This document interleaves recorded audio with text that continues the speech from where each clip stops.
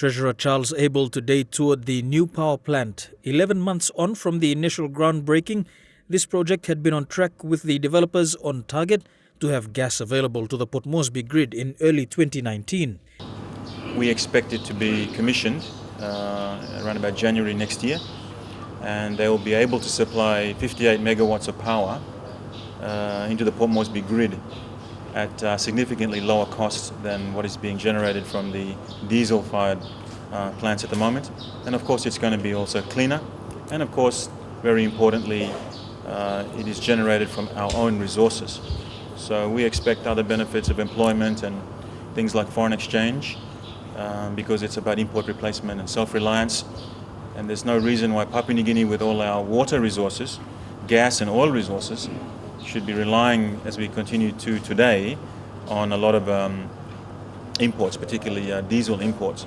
NiuPower is a joint venture between state-owned oil and gas company Kumul Petroleum and Oil Search. From KPHL's point, this investment has been one that is at the forefront of harnessing the country's natural gas resources for the local market, ultimately creating a win-win for developers as well as citizens of PNG.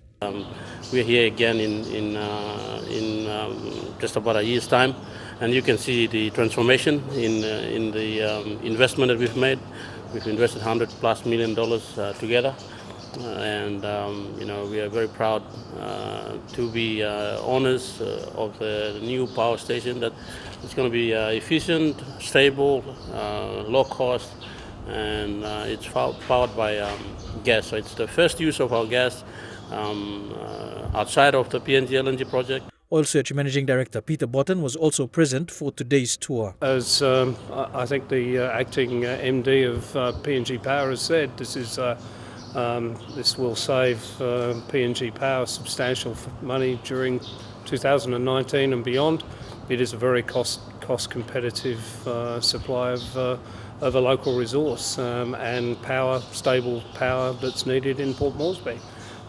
It's only the first step of hopefully many, but at the end of the day you can see how much progress has been made in just 12 months. By early 2019, this facility is expected to provide an additional 57.8 megawatts of electricity to Port Moresby through PNG Power's grid.